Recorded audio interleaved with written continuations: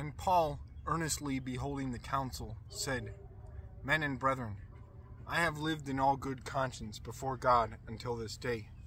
And the high priest Ananias commanded them that stood by him to smite him on the mouth.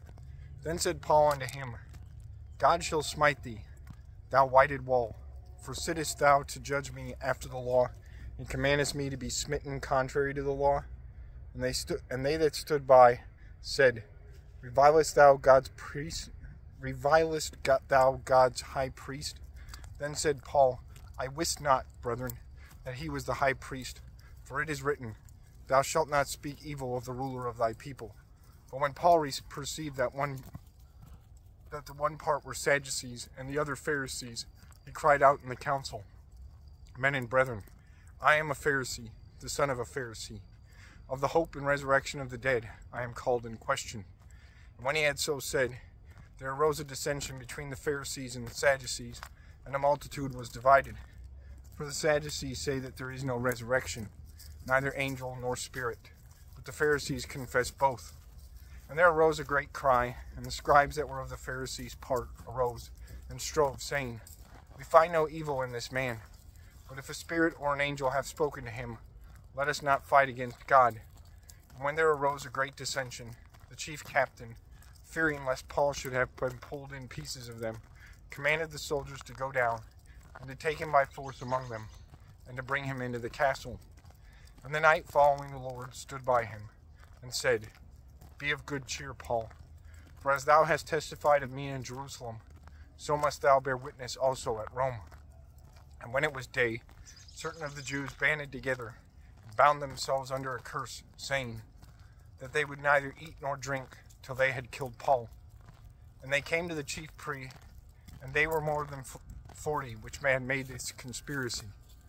And they came to the chief priests and elders, and said, We have bound ourselves under a great curse, that we will eat nothing until we have slain Paul.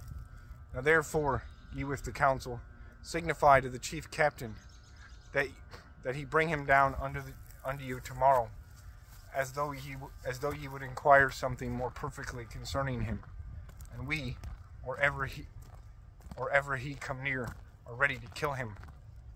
And when Paul's sister's son heard of their lying in wait, he went and entered into the castle and told Paul.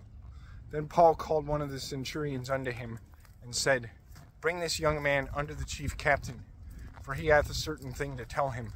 So he took him, and brought him to the chief captain, and said, Paul the prisoner called me unto him, and prayed me to bring this young man unto thee, who hath something to say unto thee. And the chief captain took him by the hand, and went with him aside privately, and asked him, What is that thou hast to tell me?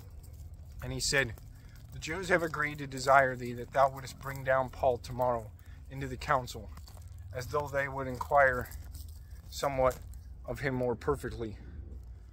But do not thou yield unto them, for there lie in wait for him of them more than 40 men, which have bound themselves with an oath, that they will neither eat nor drink till they have killed him. And now are they ready, looking for a promise from thee.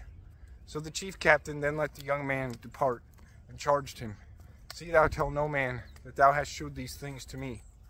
And he called unto him 2 centurions, saying, Make ready 200 soldiers to go to Caesarea, and horsemen 70, and spearmen 200, at the 3rd hour of the night, and provide them beasts, that they may set Paul on, and bring him safe unto Felix the governor. And he wrote a letter after this manner: Claudius Lysias, unto the most excellent governor Felix, sendeth greeting. This man was taken of the Jews, and should have been killed of them. Then came I with an army, and rescued him, having understood that he was a Roman.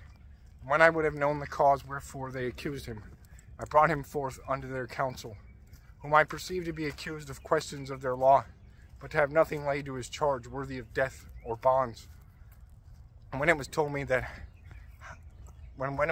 how that the Jews laid wait for the man, I sent straightway to thee, and gave commandment to his accusers, to say before thee what they had against him. Farewell. Then the soldiers, as it was commanded them, took Paul, and brought him by night to Antipatris. On the morrow they left the horsemen to go with him and returned to the castle. But when they came to Caesarea and delivered the epistle to the governor, presented Paul also before him. And when the governor had read the letter, he asked of what province he was. When he understood that he was of Cilicia, "I will hear thee," said he, "when thine accusers are also come." And he commanded him to be kept in Herod's judgment hall.